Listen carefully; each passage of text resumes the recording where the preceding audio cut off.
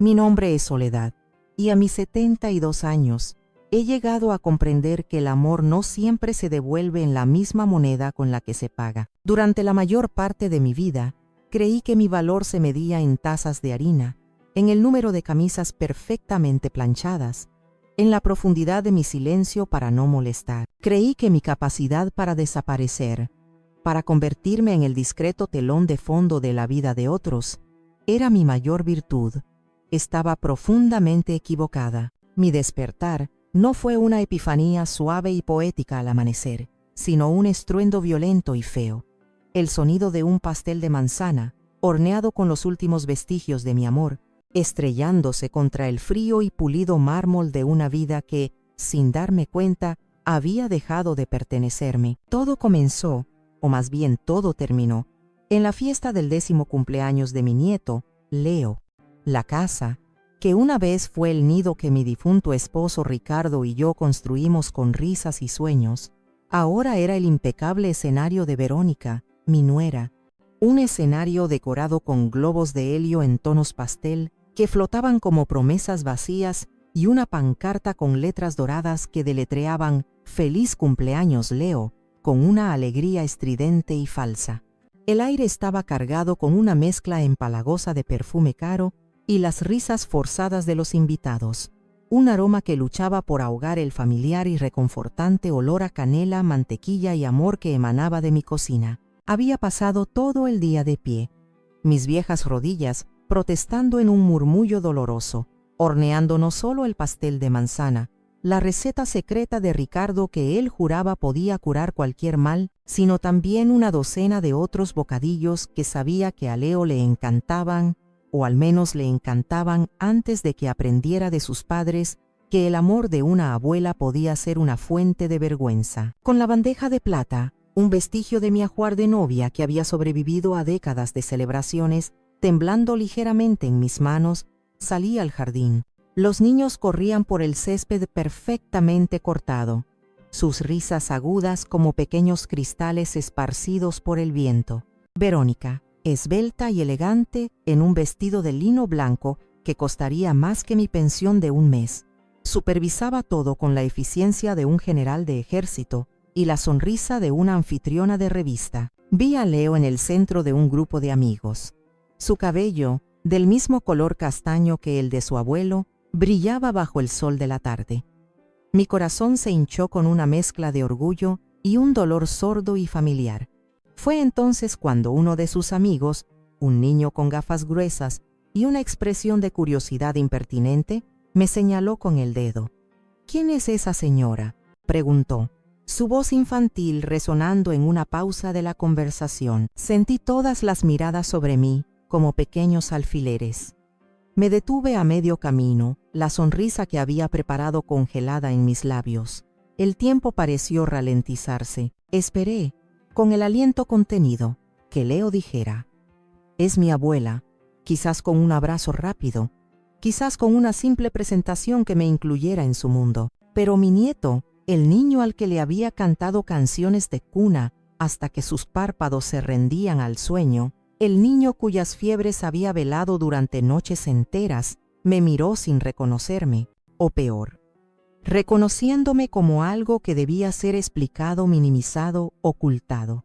«Ah», dijo, encogiéndose de hombros con una indiferencia ensayada, una indiferencia que me atravesó el alma como un trozo de hielo. «Es la señora que nos ayuda en casa». La señora que nos ayuda en casa, no la abuela, no Soledad. Una frase anónima, una descripción de funciones, una sirvienta. El mundo se detuvo. El zumbido de las conversaciones, las risas, el suave murmullo de la música de fondo, todo se desvaneció en un silencio blanco y ensordecedor dentro de mi cabeza. Mis manos, que habían mecido a su padre, y luego a él, que habían amasado el pan de cada día y curado las heridas de rodillas raspadas, de repente perdieron toda su fuerza, toda su memoria. La bandeja de plata se inclinó, un lento y fatal movimiento de ballet, y el pastel, mi ofrenda de amor, mi último intento de conectar, se deslizó y cayó. El sonido del impacto fue seco, definitivo, un final. El glaseado de caramelo se esparció por el mármol como una lágrima dorada y espesa. La fruta se desparramó como los pedazos rotos de mi corazón. El silencio que siguió fue breve, pero para mí duró una eternidad, un jadeo colectivo. Luego, la voz de Verónica, afilada como un cuchillo, cortó el aire. «¡Mamá!», exclamó, su voz cargada de una furia mal disimulada, calculada para que todos los invitados la oyeran y entendieran de quién era la culpa. «Si no puedes con algo, solo dilo. ¡Qué vergüenza!». Me quedé paralizada, mirando el desastre a mis pies, que era un reflejo perfecto del desastre dentro de mí. Entonces sentí una mano en mi brazo, un agarre duro, impaciente. Era Mateo, mi hijo. No me miró a los ojos. Su mirada estaba fija en las caras curiosas de sus invitados, su mandíbula apretada. «Entra a tu cuarto», me susurró con una dureza que nunca antes había usado conmigo. Una dureza que me quemó más que la humillación pública. «Ya hiciste suficiente el ridículo». Me guió, o más bien me arrastró, hacia el interior de la casa, lejos de las miradas de juicio. Mientras caminaba, con las piernas temblando, sentí una helada y aterradora claridad descender sobre mí. No era un error, no era un mal día, era mi realidad. Para ellos, para mi propia familia, yo ya no era una persona. Era un mueble viejo que a veces estorbaba, una empleada sin sueldo cuyo único propósito era servir en silencio. Y ese día había roto la regla más importante, me había hecho visible, y por ello debía ser castigada. La noche de la fiesta fue la más larga de mi vida, encerrada en mi habitación, que de repente se sentía como una celda, podía oír los ecos amortiguados de la celebración. Las risas sonaban como insultos, el tintineo de las copas como el martillo de un juez, la música un poco más alta de lo necesario, como un esfuerzo deliberado por ahogar el recuerdo de mi humillación. Nadie llamó a mi puerta, nadie vino a ver si estaba bien, si mi corazón de 72 años había resistido el golpe. El reconfortante olor a canela y manzana que antes impregnaba la casa había sido erradicado, reemplazado por el frío y estéril aroma de la indiferencia. Me senté en el borde de mi cama, la misma cama que había compartido con Ricardo durante 40 años, un lecho que había sido testigo de amor, de enfermedad, de nacimiento y de muerte. Ahora solo era testigo de mi soledad. Y no era la soledad de estar sin compañía, que a veces puede ser pacífica. Era la soledad corrosiva de no importarle a nadie, de ser invisible para las personas que constituían mi universo entero. Las horas pasaban, y yo repasaba la escena en mi mente una y otra vez, cada repetición afilando un poco más el dolor. La mirada de mi nieto, las palabras de mi hijo, la furia de mi nuera. Eran 3 clavos martillados en el ataúd de la mujer que yo solía ser. A la mañana siguiente la casa estaba envuelta en un silencio tenso, casi culpable. El sol se filtraba por mi ventana, pero sus rayos parecían pálidos, desprovistos de calor. Oí pasos familiares en el pasillo, una pausa significativa frente a mi puerta y luego 2 golpes secos, como una formalidad antes de una ejecución. Era Mateo. Entró sin esperar mi respuesta, cerrando la puerta suavemente detrás de él. Su rostro estaba pálido y sus ojos, inquietos, evitaban los míos. Buscaban un punto de enfoque en la pared, en la alfombra, en cualquier lugar excepto en la cara de su madre. No había remordimiento en su expresión, solo una fría y nerviosa determinación. Se apoyó en el marco de la puerta, creando una distancia física que reflejaba la emocional. Parecía un extraño en su propia casa, o en la mía. «Mamá», comenzó, y su voz era plana, cuidadosamente ensayada. Era evidente que había practicado ese discurso. Anoche, Verónica y yo estuvimos hablando. Hizo una pausa, no para suavizar el golpe, sino para reunir el valor para asestarlo. Hemos llegado a una conclusión, y creemos que es lo mejor para todos, para todos. Esa frase de nuevo. Hemos pensado que lo mejor es que te vayas una temporada a la cabaña de la montaña. La cabaña. Nuestro refugio de fin de semana de hace tantos años, un lugar tejido con recuerdos de risas, de juegos de cartas junto al fuego, de Ricardo enseñando a un pequeño Mateo a pescar en el arroyo cercano, un santuario de felicidad que ahora, con sus palabras, se transformaba en mi lugar de exilio, en mi leprosería particular. El aire fresco te sentará bien, continuó, su voz cobrando una falsa y hueca convicción. Necesitas descansar, estar tranquila. Aquí, con el ritmo de vida que llevamos, los niños, mi trabajo, ya no es cómodo para nadie, para nadie. La frase resonó en el aire viciado de la habitación. No dijo, no es cómodo para ti, dijo para nadie, incluyéndome en un colectivo del que claramente me estaban expulsando. No protesté, no lloré. El dolor agudo de la noche anterior se había solidificado en una extraña y desoladora calma.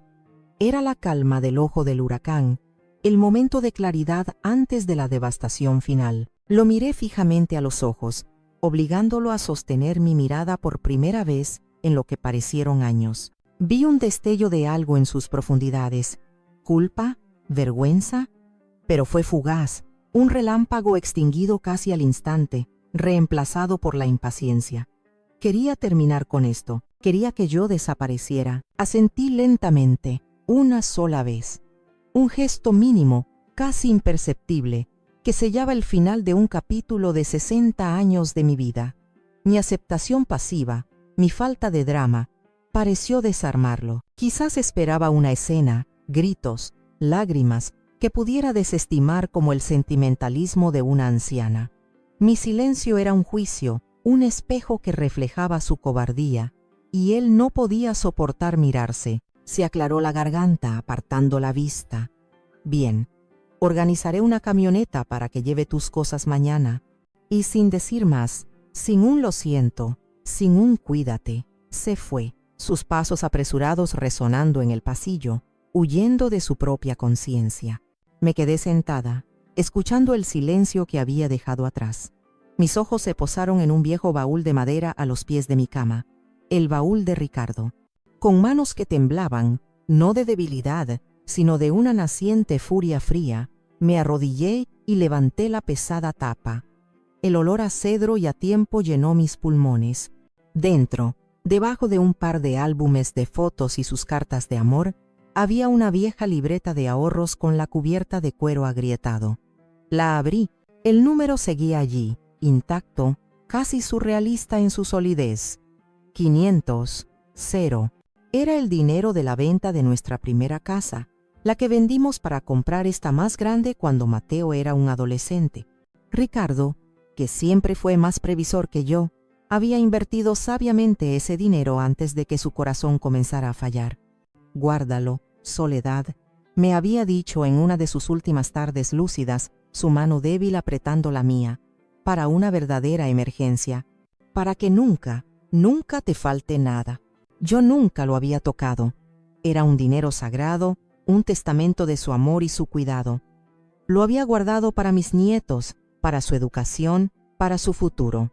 Pero ahora, mirando las cifras impresas en el papel amarillento, una pregunta fría y afilada se formó en mi mente. ¿Acaso no era esta la verdadera emergencia? La emergencia no era económica, era existencial. Era el momento de decidir si usaría el último regalo de mi esposo para seguir mendigando las migajas de un amor que ya no existía, o para salvar lo único que me quedaba, a mí misma. Cerré la libreta y la guardé en el bolsillo más profundo de mi bata. Por primera vez, ese dinero no se sentía como un recuerdo, se sentía como una llave, la llave de mi jaula.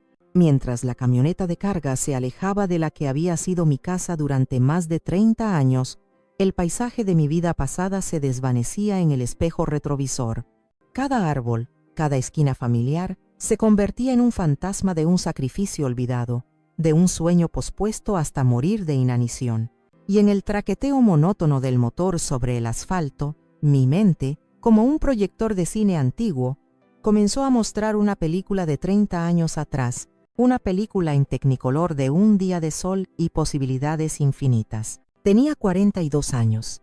Mateo estaba en su primer año de universidad, lleno de promesas y ambiciones que yo alimentaba con orgullo. Mi esposo Ricardo, aunque ya con un corazón que empezaba a susurrar advertencias en forma de fatiga y pastillas en la mesita de noche, todavía tenía la risa fácil y el brillo en los ojos cuando me miraba. Y yo, por primera vez desde que me había casado, estaba a punto de hacer algo solo para mí. Mi sueño, uno que había cultivado en el silencio de mis lecturas nocturnas, desde que era una niña que se escondía en las páginas de los libros para escapar de un mundo ruidoso, estaba a punto de hacerse realidad. Sostenía en mis manos una carta con el membrete de un agente inmobiliario. Era la aceptación de mi oferta para alquilar un pequeño local en el centro histórico, un espacio mágico con grandes ventanales que daban a una calle adoquinada y un suelo de madera que crujía con las historias de generaciones. Iba a llamarse El Rincón de Soledad, una librería café. Podía olerlo, el aroma embriagador de los libros viejos y el papel nuevo, mezclado con el del café recién hecho y el pastel de limón que planeaba hornear cada mañana. Ya había diseñado el logo en una servilleta, un pequeño árbol cuyas hojas eran libros abiertos. Era mi pequeño paraíso personal, mi declaración de existencia más allá de ser la esposa de o la madre de. Estaba sentada en la mesa de la cocina, la carta extendida ante mí como un mapa del tesoro, mi corazón latiendo con una emoción casi juvenil, cuando sonó el teléfono. La voz al otro lado era la del cardiólogo de Ricardo. Era amable, profesional, pero cada palabra era un martillazo en la frágil estructura de mi felicidad. Hablaba un lenguaje clínico de válvulas que no funcionaban, de arterias obstruidas, de una insuficiencia cardíaca congestiva severa. El diagnóstico era un muro de hormigón que se levantaba de repente en mi camino. Ricardo necesitaría una cirugía a corazón abierto, una operación costosa y de alto riesgo. Y después, si sobrevivía, necesitaría cuidados constantes, un entorno sin estrés, una vigilancia perpetua. No podría volver a trabajar en su taller de carpintería, no podría estar solo. Esa noche, mientras Ricardo dormía un sueño inquieto, sedado por la medicación y el miedo, me senté sola en la oscuridad del salón. La luz de la luna se filtraba por la ventana, iluminando la carta sobre la mesa, la promesa de mi pequeño mundo. Luego miré hacia nuestra habitación, donde descansaba el hombre que era mi mundo entero. En ese momento, no hubo una gran deliberación, no hubo un debate interno. El amor, o lo que yo entendía por amor en ese entonces, no dejaba lugar a dudas. Era una ecuación simple. Su vida valía más que mi sueño. El sacrificio era su lenguaje natural, el único que yo sabía hablar con fluidez. A la mañana siguiente, con lágrimas silenciosas que solo yo podía ver y sentir quemando mi garganta, hice dos cosas que cambiarían el curso de mi vida para siempre. Primero, llamé al agente inmobiliario. Mi voz sonó extrañamente tranquila, como si perteneciera a otra persona, mientras decía las palabras: «Han surgido complicaciones familiares.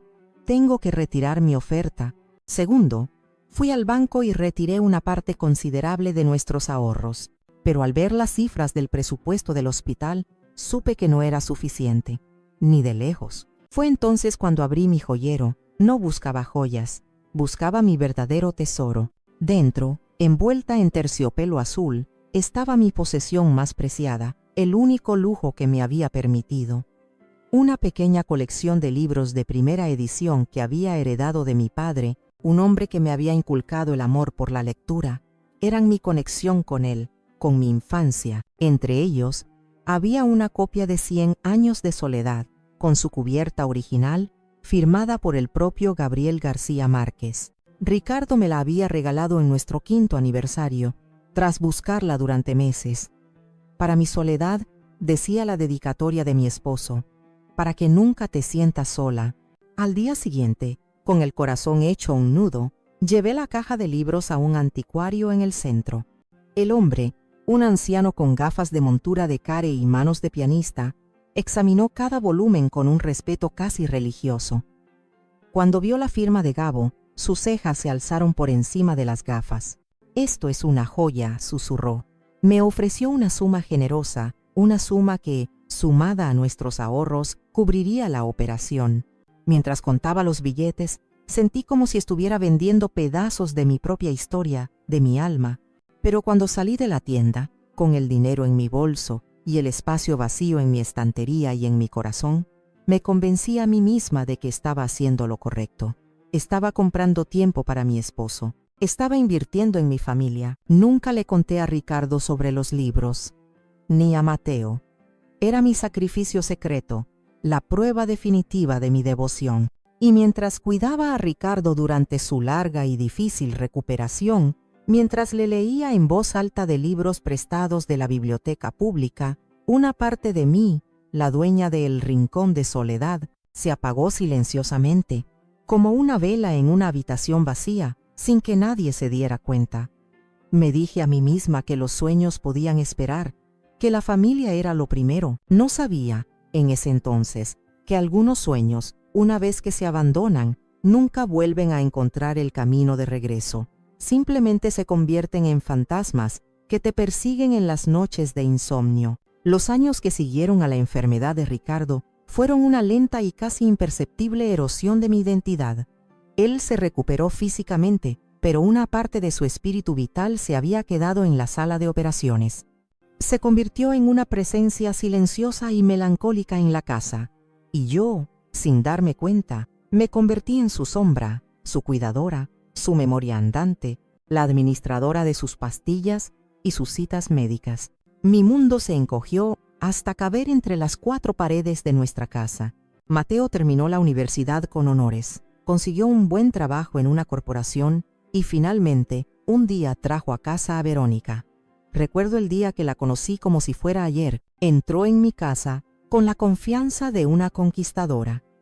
Era guapa, de una manera afilada y moderna, y vestía con una elegancia estudiada que parecía gritar dinero. Su sonrisa era perfecta, pero no llegaba a sus ojos, que me evaluaron de arriba abajo, en un instante, no como a la madre del hombre que amaba, sino como a un mueble antiguo, una pieza de mobiliario desfasada que no encajaba en sus planes de decoración para su futura vida. Las primeras grietas en la pared del respeto aparecieron sutilmente, como fisuras capilares en una taza de porcelana. Eran pequeños comentarios, gestos casi imperceptibles que, sin embargo, dejaban una marca. La forma en que reemplazaba mis viejas y queridas tazas de cerámica, cada una con una historia, por un juego de tazas blancas de diseño minimalista, idénticas y sin alma. O cómo sugería con una sonrisa condescendiente que mis guisos tradicionales, la comida que había nutrido a mi hijo durante toda su vida, eran demasiado pesados para su estilo de vida saludable. Mateo, atrapado en el medio, siempre optaba por el camino de menor resistencia, la paz a cualquier precio, y el precio, casi siempre, era mi dignidad. Mamá, solo está tratando de modernizar un poco las cosas. No te lo tomes a mal, me decía en privado, como si mi vida entera, mis gustos, mis recuerdos, necesitaran una actualización para ser aceptables. La humillación más profunda, la que marcó un antes y un después, llegó durante la primera gran cena que Verónica organizó en casa para presentar a Mateo a sus amigos importantes. Quería impresionarlos, mostrarles su nuevo trofeo, un esposo exitoso, una casa grande, una vida perfecta. Yo, en mi ingenuidad, quise contribuir, demostrar que todavía era útil. Pasé 2 días preparando mi plato estrella, uno que a Mateo le encantaba desde niño. Un estofado de ternera cocido a fuego lento durante horas con vino tinto y hierbas aromáticas de mi pequeño jardín. Era un plato que hablaba de hogar, de tradición, de amor paciente cocinado a fuego lento. Cuando lo llevé a la mesa en mi mejor fuente de cerámica, la que usaba en Navidad, un silencio incómodo se apoderó de la conversación. Los amigos de Verónica, todos vestidos de negro y hablando en un tono de aburrimiento afectado, miraron el plato con una mezcla de curiosidad y desdén. Verónica me miró con una sonrisa tensa, casi una mueca de dolor. Entre los invitados estaba Luisa, una mujer con ojos de lince que siempre parecía competir con Verónica en todo, y vi cómo sus ojos brillaban con una malicia apenas contenida, disfrutando del momento. «¡Ay, Soledad, qué detalle!», dijo Verónica, su voz goteando una falsa y empalagosa dulzura. «¡Qué plato tan auténtico!». La palabra auténtico sonó como un insulto, como si fuera sinónimo de pueblerino o vulgar. Continuó, dirigiéndose a sus invitados con un gesto de la mano. quizás para una cena familiar, pero mis amigos tienen un paladar un poco más moderno. Pero no te preocupes, he pedido catering japonés que no tardará en llegar. Sentí la sangre subir a mis mejillas, una oleada de calor que me quemaba la cara. La pesada fuente en mis manos de repente pareció pesar 1 tonelada. Busqué la mirada de Mateo, mi última esperanza, buscando una palabra de defensa, un gesto de lealtad. Pero él estaba muy ocupado abriendo otra botella de vino caro, evitando mi mirada, su silencio una traición más cobarde y dolorosa que cualquier palabra. Nadie probó mi estofado. Se quedó en el centro de la mesa, una isla de amor casero en un océano de sushi, edamame y pretensiones, enfriándose lentamente, al igual que mi espíritu. Esa noche, mientras recogía los platos casi intactos y los restos del catering, oí las risas de Verónica y sus amigos en el salón. Hablaban de un viaje a Bali, de la última exposición de arte contemporáneo, de cosas que no entendía y a las que no pertenecía. Yo, en la cocina, era invisible, una figura fantasmal cuyo único propósito era limpiar los restos de una fiesta a la que no había sido invitada. Fue la primera vez que me di cuenta, con una claridad dolorosa, de que no solo había perdido mi sueño de tener una librería, estaba perdiendo mi lugar, mi voz y mi respeto en mi propia casa. Verónica no solo estaba redecorando las paredes, estaba reescribiendo las reglas de la familia, y en su nueva y brillante versión, yo era un personaje secundario, mudo y obsoleto. Y mi hijo, mi propio hijo, le estaba entregando la pluma y la tinta para que lo hiciera, feliz de pagar ese precio por una vida de comodidad y paz conyugal. El día de mi partida amaneció con un cielo del color del acero, un gris desolador que parecía un reflejo perfecto del estado de mi alma. Una vieja camioneta de carga, con la pintura desconchada y manchas de óxido que parecían heridas, esperaba en la entrada de la casa como un carro fúnebre para una vida que estaba a punto de ser enterrada. Mis pertenencias, todo lo que había acumulado en 72 años, habían sido reducidas a unas pocas cajas de cartón, selladas con cinta adhesiva, y el viejo baúl de madera de Ricardo. Vistas en la espaciosa bodega del vehículo, parecían patéticamente insignificantes. Verónica, como era de esperar, se había marchado temprano a una junta muy importante e impostergable. Su ausencia era, a la vez, un alivio y un insulto final. Leo estaba en el colegio, cuidadosamente protegido de la fea realidad de lo que sus padres le estaban haciendo a su abuela, una lección de cobardía que sin duda aprendería por ósmosis. Solo estaba Mateo, de pie en el porche, con las manos hundidas en los bolsillos de su pantalón caro y la mirada perdida en algún punto lejano sobre mi hombro, incapaz de enfrentarse a mis ojos. No me ayudó a cargar las cajas. El conductor de la camioneta, un hombre corpulento de mediana edad, con un rostro amable y curtido por el sol, fue quien subió mis cosas con un cuidado y una delicadeza que contrastaban brutalmente con la fría indiferencia de mi hijo. «Con cuidado, señora, que esto parece pesado», me dijo al levantar el baúl. Un gesto de consideración de un extraño que me llegó al alma. Cuando todo estuvo cargado, me volví hacia Mateo para una despedida que sabía de antemano que sería hueca y formal. Él se aclaró la garganta, incómodo. «Llámame si necesitas algo», dijo, las palabras saliendo de su boca por pura costumbre, desprovistas de cualquier significado real o intención. Luego me entregó una bolsa de plástico de una farmacia. Dentro, vi las cajas de mis pastillas para la presión arterial y para el corazón. Un gesto práctico, casi administrativo. No era un «cuídate, mamá», sino un «asegúrate de que la maquinaria siga funcionando para no causar problemas». Asentí, sin decir nada. ¿Qué podía decir? Que lo que necesitaba era un hijo, no un proveedor de medicamentos. Que lo que necesitaba era el respeto que se le debe a una madre, no una llamada telefónica que nunca haría porque sabía que al otro lado solo encontraría excusas y una paciencia forzada. Decidí subir a la parte trasera de la camioneta, eligiendo sentarme en el suelo frío de metal, junto a mis cajas, en lugar de en la cabina delantera con el amable conductor.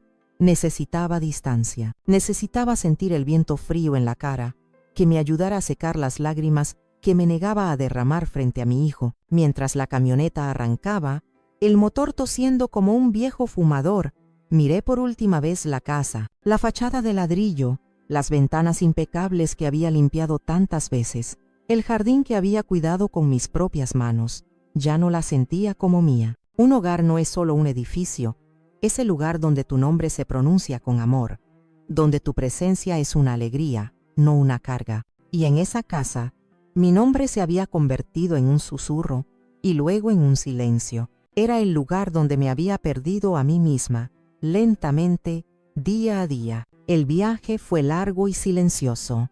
El conductor parecía sentir mi dolor y no intentó forzar una conversación. Dejé atrás las calles arboladas de mi barrio, los centros comerciales donde había empujado el carrito de la compra durante décadas, la vida que conocía. A medida que nos adentrábamos en las carreteras secundarias, el paisaje se volvía más salvaje, más solitario. Los árboles altos y majestuosos reemplazaron a los edificios, y el silencio del campo, roto solo por el canto de los pájaros, reemplazó el zumbido constante de la ciudad. Fue durante ese viaje, mientras el paisaje cambiaba, que la lógica fría de mi situación se asentó en mi mente. La casa. ¿Por qué seguía a mi nombre? La respuesta era tan simple como dolorosa en su implicación. Era un bien adquirido durante mi matrimonio con Ricardo. Cuando él murió, su 50% de la propiedad pasó a mí por ley, convirtiéndome en la dueña mayoritaria. Mateo, en su arrogancia de hijo único, y dando por sentada mi sumisión eterna, nunca se había molestado en formalizar la compra de mi parte o en hacer una transferencia de título. ¿Para qué? Yo era mamá, una parte del mobiliario, una constante inamovible. No se negocian los términos con una silla o una mesa. Ese descuido, esa presunción de que yo siempre estaría allí, dócil y obediente, sería su ruina y, quizás, mi salvación. Aferré el bolso donde guardaba la libreta de ahorros y por primera vez ese día, una pequeña y temblorosa brasa de algo parecido a la fuerza, a la rabia, comenzó a arder en el frío y vacío hueco de mi pecho. La camioneta me dejó frente a la cabaña y se fue, levantando una nube de polvo que tardó una eternidad en asentarse, como mis propios pensamientos confusos. La cabaña, que en mis recuerdos de veranos lejanos era un refugio rústico y encantador, ahora me parecía una aparición desolada, una cáscara vacía abandonada a su suerte. La pintura de las paredes exteriores se desconchaba en grandes placas, revelando la madera grisácea y reseca que había debajo. Las malas hierbas, altas y agresivas, habían conquistado el pequeño jardín, ahogando los restos de las rosas que una vez planté con Ricardo. Y el silencio de la montaña, que antes me parecía pacífico, ahora era denso, opresivo, un silencio que pesaba y que parecía subrayar mi absoluta soledad. Entré, empujando la puerta que protestó con un chirrido largo y lastimero. El olor a humedad, a polvo acumulado y a madera vieja, me recibió como un abrazo frío y desagradable. Telarañas, gruesas y elaboradas, colgaban de las vigas del techo como candelabros fantasmales. Una fina capa de polvo cubría cada superficie, cada mueble, como un sudario. La primera noche fue un infierno de vigilia. Cada crujido de la madera asentándose, cada ulular de un búho en la distancia, cada susurro del viento en las copas de los pinos, me hacía saltar el corazón en el pecho. Me acurruqué bajo una manta polvorienta, que olía a encierro, sintiéndome más pequeña, más vieja y más sola que nunca en mi vida. El frío no venía de fuera, sino de dentro. Un frío existencial que se instalaba en los huesos y que ninguna chimenea podía calentar. Lloré en silencio, no por la casa lujosa que había perdido, sino por la mujer en la que me había convertido. Una anciana asustada, desterrada y olvidada, esperando el final en una cabaña ruinosa. A la mañana siguiente, me desperté con los músculos doloridos por la tensión y el espíritu por los suelos. Pero la luz del sol, terca y brillante, se filtraba a través de las sucias ventanas y con ella una chispa de mi antigua obstinación. No podía quedarme en la cama y esperar a desaparecer.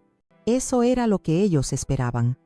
Con una determinación nacida de la pura desesperación, me levanté y empecé a limpiar. Abrí todas las ventanas de par en par, dejando que el aire fresco y puro de la montaña entrara y barriera los olores del abandono.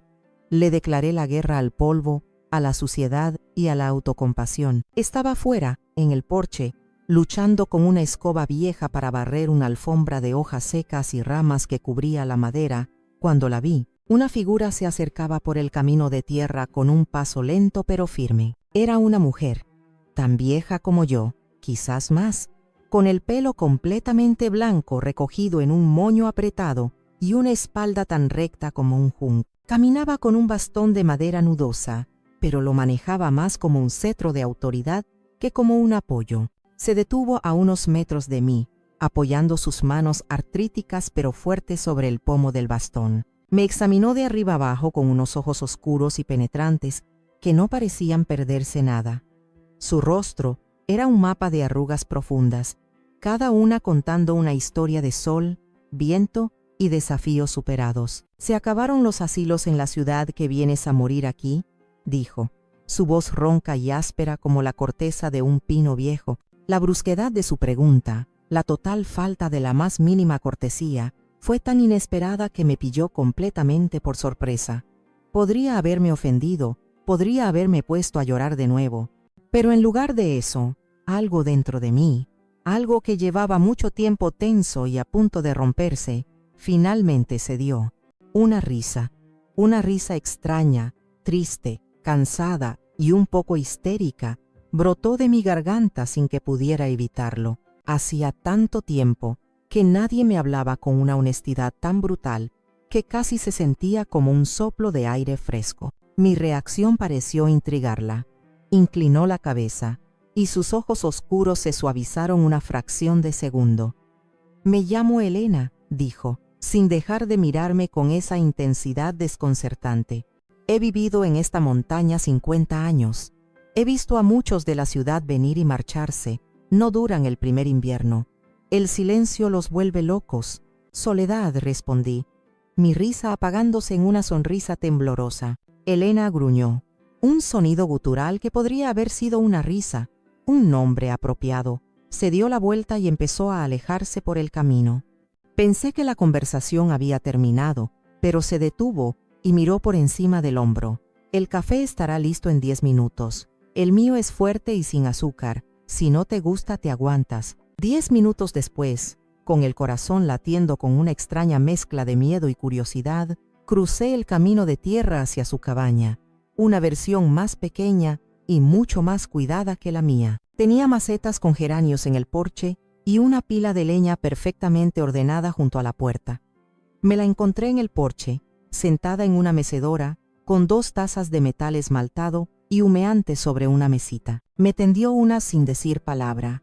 El café era, en efecto, fuerte, amargo y delicioso. Calentó mis manos frías y, de alguna manera, también algo dentro de mi pecho. Ese fue el comienzo de la amistad más improbable de mi vida.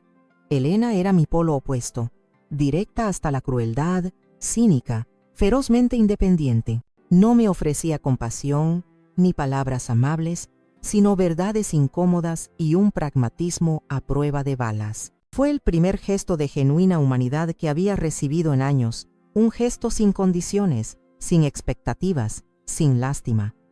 En la brutal honestidad de Elena encontré un extraño y sólido consuelo. No estaba completamente sola en la montaña, tenía una vecina de hielo y fuego. Los días en la montaña pasaban con una lentitud curativa, marcados por el sol y las estaciones, no por el reloj.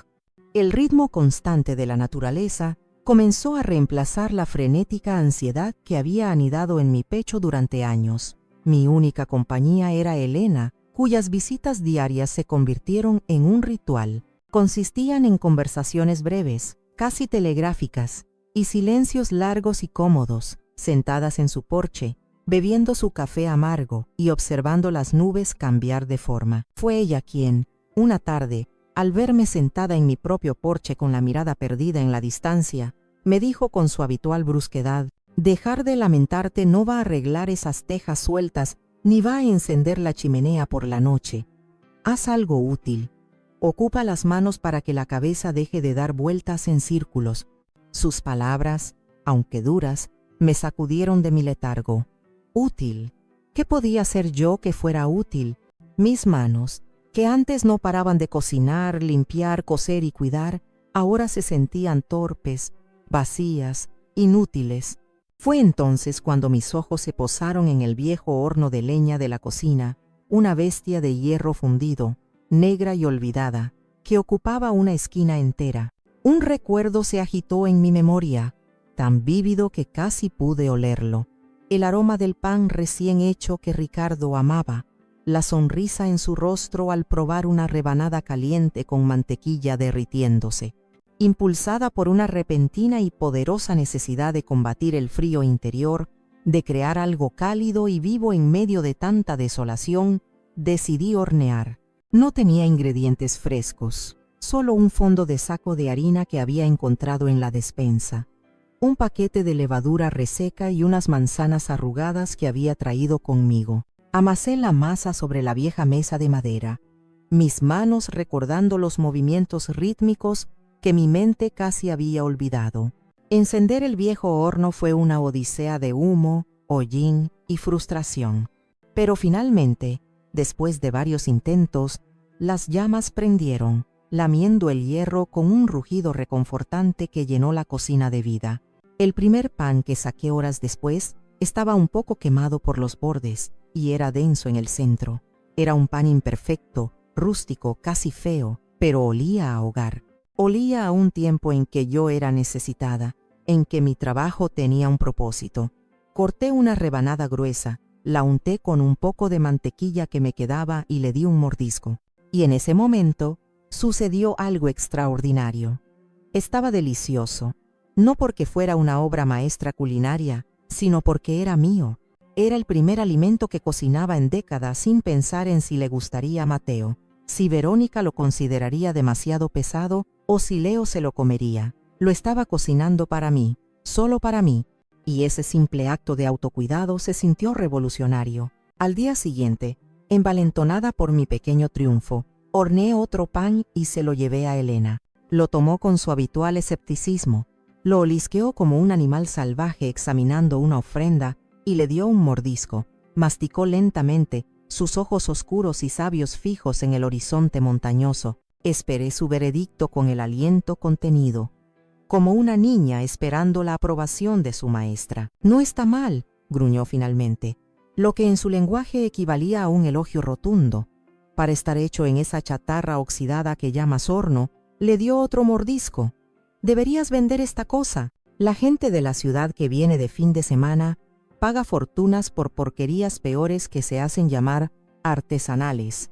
Son idiotas, pero tienen dinero». Me reí, una risa genuina y sonora que me sorprendió a mí misma. ¿Venderlo? ¿Quién me compraría pan a mí, una anciana olvidada en una cabaña? La idea parecía absurda, pero sus palabras, como semillas lanzadas al viento, se quedaron flotando en el aire, y una de ellas encontró tierra fértil en mi mente. Esa noche no pude dormir. La idea daba vueltas en mi cabeza, absurda y emocionante a la vez. Me levanté y, a la luz de una lámpara de aceite, abrí el viejo baúl de Ricardo. Saqué el cuaderno donde, 30 años atrás, había esbozado con tanta ilusión el plan de negocios de El Rincón de Soledad. Sus páginas estaban amarillentas, mi caligrafía de entonces llena de una confianza y una energía que ya no reconocía como mías. Con un dedo tembloroso, taché la palabra librería y encima, con un lápiz que encontré en un cajón, escribí El Horno. El Horno de Soledad. Sonaba bien, sonaba a calidez, a refugio, a algo sólido y real. Por primera vez en mucho tiempo, no me sentía como una víctima de las circunstancias. Me sentía como una superviviente que acababa de encontrar una herramienta. Y esa herramienta era un viejo horno de leña, un puñado de harina y una idea sembrada por la mujer más arisca de la montaña. La idea de vender mis productos horneados, sembrada por Elena, pasó de ser una fantasía nocturna a un plan concreto que me dio un propósito cada mañana. Con una pequeña parte del dinero de la libreta de ahorros, conduje mi viejo coche hasta el pueblo más cercano, un viaje que se sintió como una expedición a un nuevo mundo. Compré harina de buena calidad, levadura fresca, mantequilla de verdad, huevos de granja, chocolate negro y un saco de nueces y frutas secas. Regresé a mi cabaña sintiéndome como una exploradora que vuelve con provisiones para fundar una nueva civilización. Pasé la semana siguiente experimentando, transformando mi pequeña y polvorienta cocina en un laboratorio de aromas y sabores. Se llenó del olor celestial de galletas de avena y canela, brownies de chocolate oscuro y denso, y pan de plátano con nueces tostadas. Cada receta era un acto de redescubrimiento, una conversación con la mujer que había sido. Horneaba con una alegría y una libertad que no había sentido en décadas, sin nadie que juzgara, sin nadie a quien complacer más que a mí misma. Elena se convirtió en mi catadora oficial, ofreciendo sus críticas monosilábicas pero brutalmente honestas. Más nueces, menos azúcar, este está bueno, que yo valoraba más que cualquier cumplido florido. Un sábado por la mañana, decidí que era hora de dar el siguiente paso. Envolví una docena de mis mejores galletas en pequeñas bolsas de papel marrón, atadas con un simple cordel, y bajé al pueblo. No tenía un plan claro, solo la vaga idea de ver si a alguien, más allá de Elena, le interesaban. El pueblo tenía una pequeña plaza con una única cafetería, un lugar popular donde la gente de la ciudad que tenía casas de fin de semana solía pasar el rato, tecleando en sus ordenadores portátiles y bebiendo cafés con nombres complicados. Entré en la cafetería, sintiéndome increíblemente cohibida, una anciana con una bolsa de galletas caseras en un mundo de minimalismo y tecnología. En una mesa junto a la ventana, un joven de unos 30 años tecleaba furiosamente en su ordenador. Tenía el pelo revuelto, gafas de pasta y una energía nerviosa que llenaba el espacio a su alrededor. Pedí un café solo, y reuniendo todo el coraje que me quedaba me acerqué a su mesa. Disculpe la molestia, tartamudeé, sintiendo mis mejillas arder. He horneado esto esta mañana. ¿Le gustaría probar una? Levantó la vista de su pantalla, primero con la irritación de quien ha sido interrumpido, y luego con una curiosidad perezosa. Miró mi mano extendida, la humilde bolsa de papel, y luego a mí. Quizás fue mi pelo blanco, o la expresión de súplica en mis ojos, pero tomó la bolsa, la abrió, sacó una galleta y le dio un mordisco distraído mientras volvía a mirar su pantalla. Y entonces se detuvo. Dejó de teclear, bajó la mirada a la galleta medio comida, sus ojos se abrieron de par en par.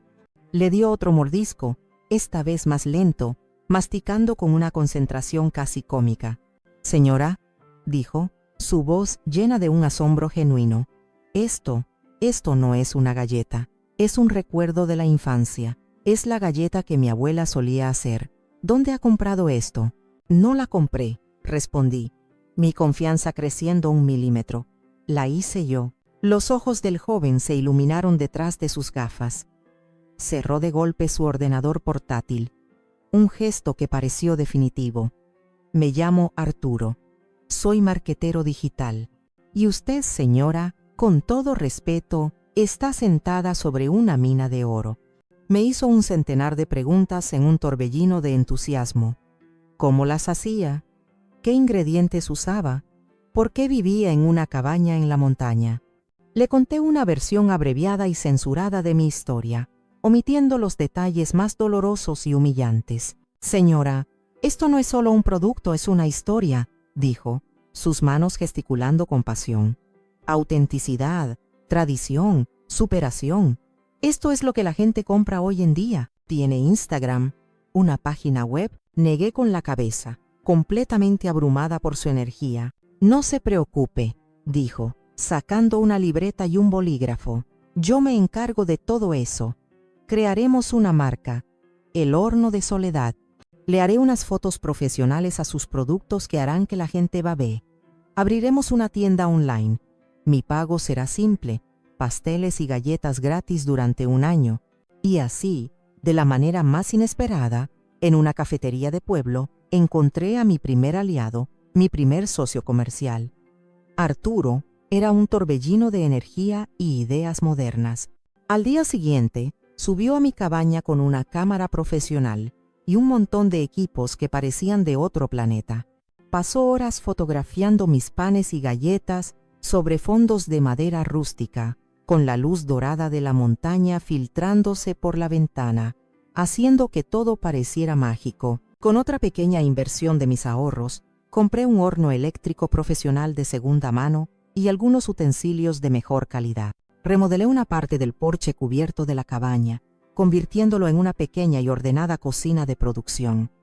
Arturo, fiel a su palabra, creó una página web sencilla pero elegante y una cuenta de Instagram. Las primeras ventas online, tímidas al principio, comenzaron a llegar. Cada notificación de un nuevo pedido en el viejo teléfono que Arturo me había configurado era una pequeña descarga de validación, una prueba tangible de que no era invisible, de que algo que yo creaba con mis propias manos tenía valor para alguien en el mundo. Estaba empezando a construir algo mío, desde las cenizas de mi vida anterior. 10 años. Una década es tiempo suficiente para que un árbol joven se convierta en un roble, para que un río cambie su curso, para que una mujer olvidada y rota se reconstruya a sí misma, pieza por pieza, con harina, azúcar y una voluntad de hierro. En 10 años, el horno de Soledad había pasado de ser una tímida cuenta de Instagram a un negocio próspero y respetado. Mis productos, envueltos en papel encerado y atados con cordel, se enviaban a todos los rincones del país. Mi historia, contada con elegancia y sensibilidad por Arturo, había aparecido en varios blogs de gastronomía y revistas de estilo de vida, siempre centrada en el renacimiento y la resiliencia, nunca en la amargura. Con las ganancias del negocio y una parte más sustancial de mis ahorros, había comprado y remodelado una pequeña tienda abandonada en la plaza del pueblo. Era un lugar cálido y acogedor, con paredes de piedra vista, estanterías de madera clara y un mostrador que siempre olía a pan recién hecho. Se había convertido en el corazón de la comunidad, un lugar de encuentro. La cabaña seguía siendo mi refugio, mi santuario personal, pero la tienda era mi embajada en el mundo, la prueba visible de mi segunda vida. Y entonces, un martes por la tarde, cuando el sol de otoño teñía las hojas de los árboles de la plaza de un color dorado y melancólico, el pasado, que yo creía enterrado, apareció en mi puerta. Un coche de lujo, un sedán alemán de color negro brillante, un modelo que gritaba éxito pero que ahora parecía desesperadamente fuera de lugar, se detuvo frente a la tienda. Del asiento del conductor bajó un hombre que reconocí al instante, aunque el tiempo y las preocupaciones lo habían tratado con una crueldad notable. Era Mateo. Estaba mucho más delgado, con ojeras profundas y amoratadas bajo los ojos, y su cabello, antes oscuro y espeso, estaba salpicado de hebras de plata y retrocedía en sus sienes. La arrogancia que solía llevar como una segunda piel había sido reemplazada por una capa de desesperación apenas disimulada. Entró en la tienda y el alegre tintineo de la campanilla de la puerta sonó, para mí, como una alarma de incendio. Me miró desde el otro lado del mostrador, sus ojos recorriendo con incredulidad los estantes llenos de panes artesanales, las vitrinas con pasteles y tartas, los clientes que charlaban animadamente en las pequeñas mesas. Vi la sorpresa en su rostro, seguida de una compleja y fea mezcla de confusión, envidia y quizás un profundo resentimiento. El éxito de la madre a la que había desechado era, sin duda, un espejo incómodo para su propio fracaso. «Mamá», dijo, y su voz sonó más débil y rasposa de lo que recordaba. «Mateo», respondí, y me sorprendió la firmeza de mi propia voz, la calma que sentía en mi interior. No hubo el torbellino de emociones que habría esperado años atrás. No había dolor ni ira, solo una extraña y distante calma, como la que se siente al observar una tormenta desde un lugar seguro. No se anduvo con rodeos. La desesperación rara vez lo hace. Con la voz entrecortada, me contó la predecible y sórdida historia de su caída. Malas inversiones aconsejadas por amigos igualmente arrogantes, deudas crecientes para mantener el estilo de vida de Verónica, la empresa que había construido al borde de la bancarrota, y el golpe final, la estocada mortal. El banco estaba a punto de ejecutar la hipoteca de la casa. Su casa. La casa de la que me había expulsado 10 años atrás. Necesito tu firma, mamá, dijo finalmente. Sus ojos suplicantes fijos en los míos. La casa, legalmente. Todavía está a tu nombre. Eres la propietaria mayoritaria. Si firmas la cesión para poder venderla, puedo usar el dinero para pagar a los acreedores, para salvarlo todo, para empezar de nuevo. Lo escuché en silencio, mientras limpiaba una taza de café con un paño, mis movimientos lentos y deliberados. Cuando vio que no respondía, recurrió a su última y más despreciable arma, la manipulación emocional. Sé que te fallé, mamá. Lo sé y lo siento, dijo, su voz adoptando un tono lastimero. Pero, ¿vas a castigar también a tu nieto? Piensa en Leo. Va a perder su casa, su colegio, a sus amigos. ¿Tu orgullo vale más que el futuro de tu único nieto? Levanté la vista del paño y lo miré directamente a los ojos. Y por primera vez en toda mi vida, no vi a mi hijo. Vi a un hombre acorralado y egoísta. Un extraño que no dudaba en usar el nombre de su propio hijo como un escudo humano para protegerse de las consecuencias de sus propias acciones. La fría lástima que sentí en ese momento fue el último clavo en el ataúd de mi antiguo amor por él. Mi orgullo no tiene nada que ver con esto, Mateo, dije suavemente, mi voz sin un ápice de temblor. Esto tiene que ver con las consecuencias, las tuyas, no las mías. Vi el desconcierto en su rostro. Esperaba lágrimas, recriminaciones, algo que pudiera manejar. Mi calma lo descolocó. Necesito pensarlo, añadí, dándole una falsa esperanza.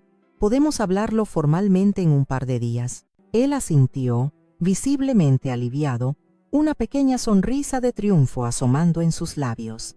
Estaba convencido de que su vieja táctica había funcionado, que la culpa materna era un pozo sin fondo del que siempre podría extraer lo que necesitara. No se dio cuenta de que el pozo no solo se había secado, sino que yo lo había llenado de cemento hacía mucho, mucho tiempo. 2 días después, la confrontación final tuvo lugar en mi territorio, en mi centro de poder, la pequeña y acogedora trastienda de la panadería que usaba como una improvisada oficina.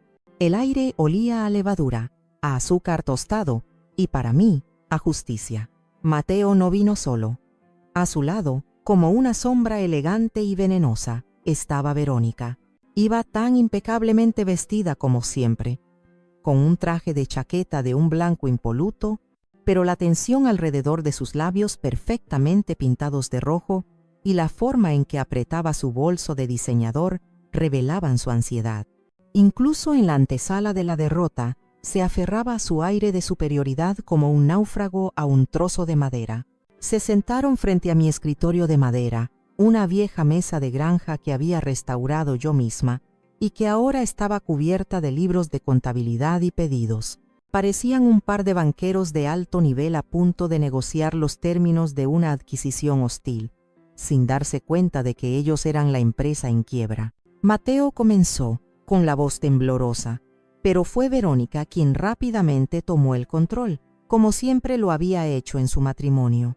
Su voz era melosa, un ronroneo calculado para ser persuasivo, pero yo podía oír el acero frío que había debajo. «Soledad», dijo, usando mi nombre de pila como si fuéramos iguales, como si no me hubiera tratado como a su sirvienta personal durante años. Entendemos que toda esta situación es delicada. Comprensiblemente, puedes tener sentimientos encontrados, pero, al fin y al cabo, somos familia.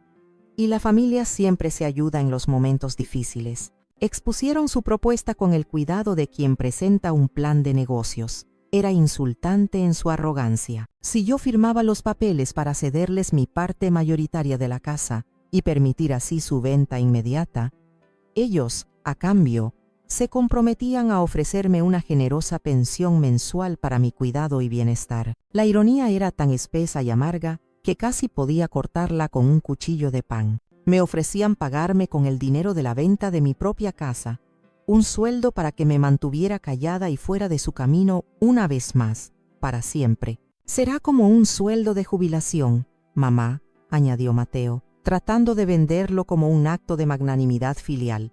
para que no tengas que seguir trabajando tan duro a tu edad, para que puedas descansar. Mientras hablaban, suplicaban y razonaban, no pude evitar notar un detalle que el destino, con su exquisito y a veces cruel sentido del humor, había preparado para mí.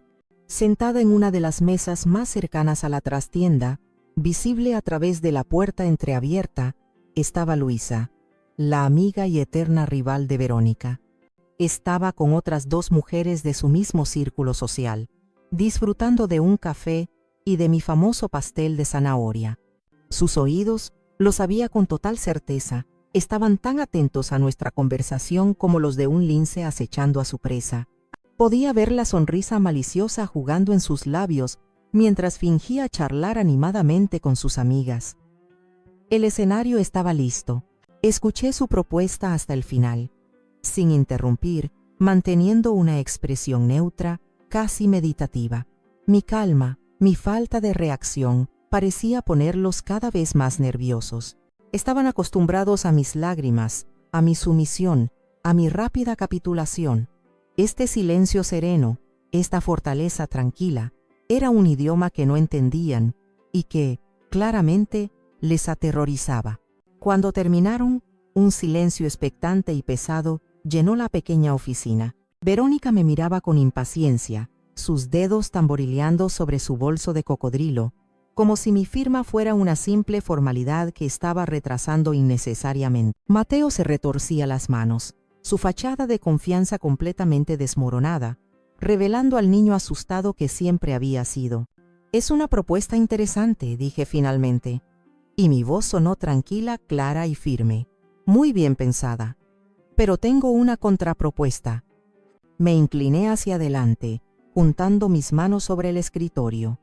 Las mismas manos que habían sido consideradas inútiles, las manos de la criada, ahora estaban a punto de firmar su sentencia. «Hablemos de lo que realmente vale mi firma», dije, y por el rabillo del ojo, vi a Luisa inclinarse un poco más en su silla, asegurándose de no perderse ni una sola palabra del espectáculo que estaba a punto de comenzar. La tensión en la pequeña oficina era tan densa que se podía masticar. Mateo y Verónica me miraban con una mezcla de ansiedad y expectación, esperando que nombrara mi precio. La sonrisa de suficiencia de Verónica sugería que creía tener el control, que, al final, todo se reducía a una cifra en un cheque y que ella, experta en el mundo material, sabría cómo manejarlo. «Mi contrapropuesta es esta», dije, y mi voz mantuvo ese tono calmado y devastador que tanto los desconcertaba. Me levanté lentamente, un movimiento deliberado que atrajo todas sus miradas. Fui hacia un pequeño archivador de metal que tenía en una esquina, un mueble de segunda mano que había pintado de un alegre color azul. Ellos siguieron cada uno de mis movimientos con los ojos, como si estuviera a punto de realizar un truco de magia. Abrí el segundo cajón, que chirrió suavemente, y saqué una carpeta de cartón de color manila. Regresé a la mesa y deslicé la carpeta sobre la superficie de madera hasta que quedó justo frente a ellos. «¿Qué es esto?», preguntó Mateo, frunciendo el ceño, su voz teñida de sospecha. «¿Una tasación independiente? Ábrelo», invité con una serenidad que no sentía por dentro. Mi corazón latía con fuerza, pero no de miedo, sino de una feroz y liberadora determinación. Verónica, siempre impaciente, le arrebató la carpeta de las manos. Esperaba encontrar un contrato redactado por un abogado, una lista de demandas financieras, una tasación inflada de la propiedad. Lo que encontró la dejó sin aliento. Sus ojos, normalmente tan controlados, se abrieron como platos. Su rostro, cuidadosamente maquillado, palideció hasta adquirir un tono ceniciento. El documento que tenía en sus manos no era un contrato. Era una copia encuadernada de mi Nuevo Testamento, debidamente firmado, sellado y certificado ante notario hacía menos de un mes. «Lee la cláusula tercera en voz alta, por favor, Verónica», pedí con una amabilidad gélida, saboreando cada palabra.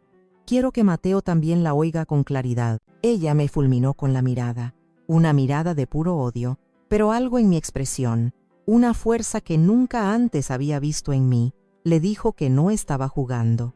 Con voz temblorosa, una voz que por primera vez en su vida sonaba frágil, leyó: «Yo, Soledad Rivera, en pleno y cabal uso de mis facultades mentales, lego el 100% de todos mis bienes presentes y futuros, incluyendo, pero no limitándose a, mi participación mayoritaria en cualquier propiedad inmobiliaria anterior y la totalidad de mi negocio, El Horno de Soledad, y todos sus activos asociados, a la Fundación Levadura. Hizo una pausa, tragando saliva con dificultad. El color había desaparecido por completo de su rostro. Continúa, la animé suavemente, como si estuviera ayudando a un niño a leer una lección difícil. Una fundación de mi propia creación, continuó, su voz apenas un susurro, dedicada a otorgar microcréditos sin interés y capacitación empresarial a mujeres mayores de 60 años que deseen iniciar sus propios negocios y alcanzar la independencia financiera. Cuando terminó de leer, el silencio que cayó en la habitación fue absoluto, pesado, como el silencio de una tumba. Mateo miraba el documento como si fuera una serpiente venenosa a punto de atacar. Verónica finalmente levantó la vista, y su rostro era una máscara de furia e incredulidad. «Estás loca», siseó, su voz perdiendo toda su compostura y su tono meloso. «Completamente loca. No puedes hacer esto. La mitad de esa casa era de papá. Es el dinero de papá». «Te equivocas», respondí, mirándola directamente a los ojos, sin parpadear. «Papá le dio a tu esposo, Mateo, una educación universitaria de primera clase que le permitió construir su carrera y darte la vida de lujos a la que te acostumbraste. A mí», hice una pausa. Dejando que las palabras calaran, me dejó la oportunidad de tener una vida. Y eso es exactamente lo que voy a dar a otras mujeres que, como yo, fueron dadas por sentadas y desechadas cuando dejaron de ser útiles.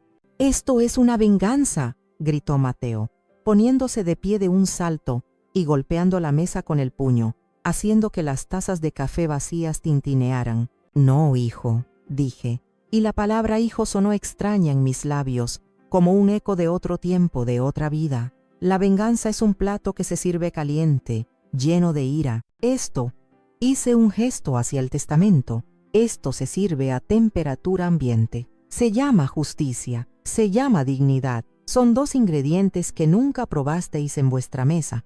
En ese momento, la puerta de la oficina se abrió un poco más. Luisa y sus amigas estaban allí, con sus teléfonos móviles en alto, grabando discretamente la escena.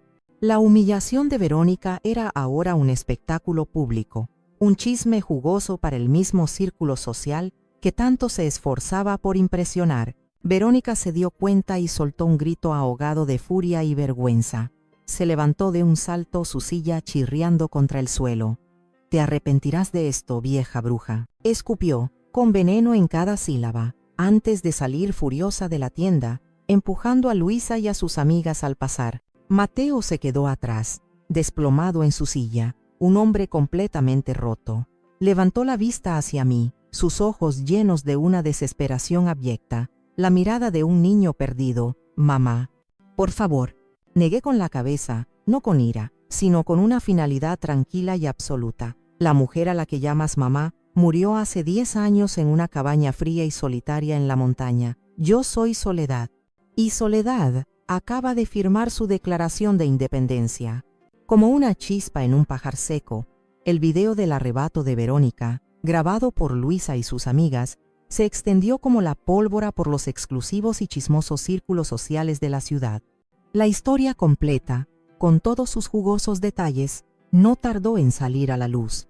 La madre desterrada a la montaña, el inesperado y floreciente negocio de la panadería, la desesperada petición de ayuda, la confrontación y el golpe de gracia final del testamento. La humillación pública, sumada a la inminente y catastrófica ruina económica, fue la tormenta perfecta que destruyó los cimientos del ya frágil matrimonio de mi hijo. Perdieron la casa, perdieron su estatus, y finalmente, en medio de un torbellino de acusaciones y reproches, se perdieron el uno al otro. Verónica, incapaz de soportar la vergüenza y la pérdida de su estilo de vida, solicitó el divorcio, culpando a Mateo de su caída en desgracia con una crueldad que, según me contó Arturo, había sido noticia en los periódicos locales.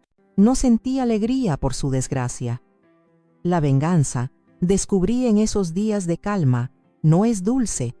Deja un regusto amargo, un recordatorio constante de las heridas que la provocaron.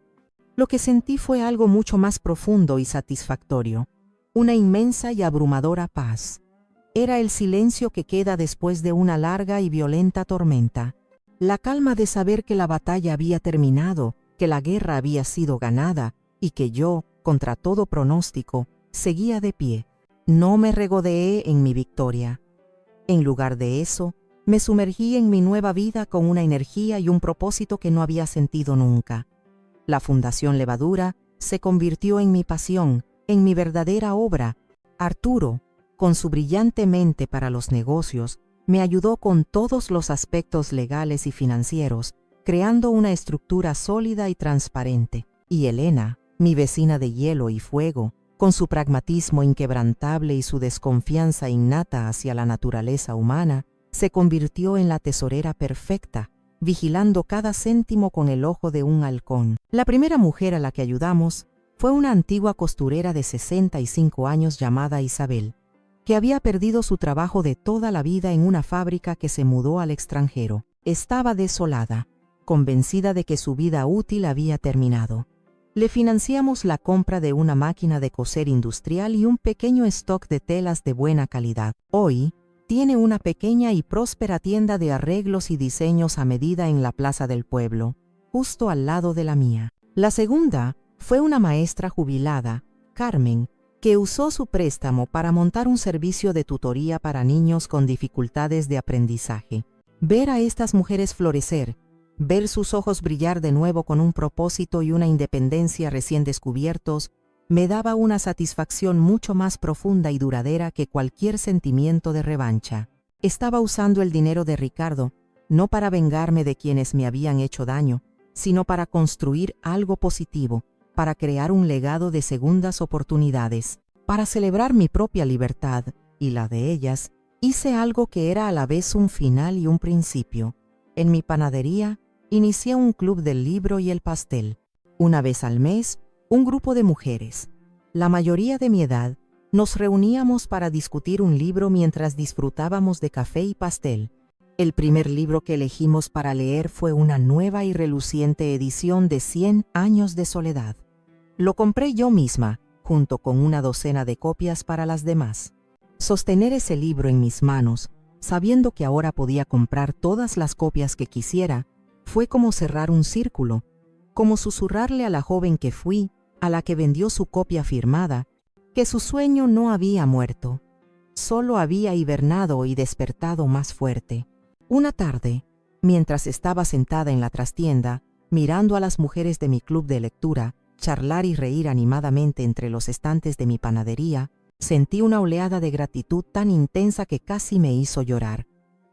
Había construido una nueva familia, una familia no unida por los lazos de la sangre, que a veces pueden ser cadenas, sino por los lazos del respeto mutuo, por las historias compartidas y por la creencia inquebrantable de que nunca, nunca es demasiado tarde para empezar de nuevo. La venganza no es dulce, pensé para mis adentros. Lo dulce es la libertad. Lo dulce es el aroma del pan recién hecho en una casa llena de amigas. Pasaron varios meses. El otoño dio paso a un invierno suave, y la vida en el pueblo siguió su curso tranquilo y predecible. Mi vida, sin embargo, ya no era predecible. Era una aventura. Las mañanas las dedicaba a hornear, no por necesidad, sino por el puro placer de crear algo con mis manos. Las tardes, a gestionar la creciente lista de solicitudes de la Fundación Levadura y a mis clases de repostería, que se habían vuelto inmensamente populares. Las noches, a leer junto al fuego en mi acogedora y remodelada cabaña, a menudo con la compañía silenciosa y reconfortante de Elena. Un día, la campanilla de la puerta de la panadería sonó con su tintineo familiar. Al levantar la vista de la masa que estaba amasando, vi a Mateo. Era una sombra del hombre que había sido, llevaba un uniforme gastado de una empresa de reparto, y su rostro estaba marcado por un cansancio que no era solo físico, sino del alma. Se quedó parado junto a la puerta, con la cabeza gacha, como si no se atreviera a entrar, como si el umbral de mi tienda fuera una barrera invisible. Le hice un gesto con la cabeza, invitándolo a acercarse. Se movió con la vacilación de un animal herido, sus ojos evitando los míos. No venía a pedir dinero, lo supe al instante. En sus manos sostenía un objeto familiar, un fantasma de mi pasado, mi viejo cuaderno de recetas, el que había dejado olvidado en la cabaña hacía más de 10 años. Lo encontré al vaciar la cabaña, dijo, su voz apenas un susurro. Me lo quedé. Lo he leído. Cientos de veces. Lo dejó suavemente sobre el mostrador, entre una bandeja de brownies de chocolate y una de galletas de jengibre. Entendí, demasiado tarde, que tenía sueños, que eras alguien más que mamá, que tenías toda una vida aquí dentro, añadió, tocando la cubierta del cuaderno con la punta de sus dedos. Levantó la vista, y sus ojos estaban llenos de lágrimas, las primeras lágrimas sinceras y no manipuladoras que le veía en toda mi vida. Lo siento, dijo, y la palabra, tan simple, pareció costarle un mundo de orgullo roto. Por todo, lo siento de verdad. Lo miré, al hombre que había sido mi hijo, y sentí como el último vestigio de la vieja herida, la última cicatriz en mi corazón, se disolvía y desaparecía para siempre. Ya no había nada que perdonar, porque la persona a la que había ofendido, esa mujer sumisa y silenciosa, ya no existía. Te perdono, Mateo, respondí suavemente, y las palabras eran verdaderas. No para que tú encuentres la paz, sino para que yo pueda ser completamente libre. El perdón es mi última liberación, no la tuya. Él asintió, secándose las lágrimas con el dorso de la mano. No sé si todavía tengo derecho a llamarte mamá. Una pequeña y triste sonrisa se dibujó en mis labios. Yo siempre seré tu madre, Mateo. Eso es biología y no se puede cambiar. La pregunta es si tú algún día volverás a ser un hijo. No tomó el cuaderno. Se lo dejé allí, un testamento de una vida pasada. Se dio la vuelta y se fue, y mientras lo veía alejarse, su espalda encorvada por el peso de sus errores, supe que nuestra historia, por fin, había encontrado su punto final. Esa noche, en mi cabaña, me senté en mi mecedora en el porche. El aire de la montaña era fresco y limpio. Elena y Arturo estaban conmigo. Habíamos cenado juntos, una cena sencilla y llena de risas. Ahora disfrutábamos del silencio de la noche estrellada, bebiendo chocolate caliente. Arturo me contaba con entusiasmo sus planes para expandir la página web de la fundación. Elena se quejaba del precio de la leña, como cada noche. Era una noche perfecta en su ordinaria felicidad. Saqué un cuaderno nuevo, uno con la cubierta de cuero liso y las páginas en blanco, un regalo de Arturo. Lo abrí en la primera página. Durante un momento no supe qué escribir. Mi historia de dolor y renacimiento había concluido. ¿Qué venía ahora? Entonces, miré las estrellas parpadeando en el vasto cielo oscuro, sentí el calor de la taza entre mis manos, oí la risa de mis amigos, mi nueva y verdadera familia, y escribí la primera frase de mi nuevo capítulo. Una frase que no era un final, sino el más hermoso de los comienzos. No llegué tarde, solo me estaba esperando a mí misma.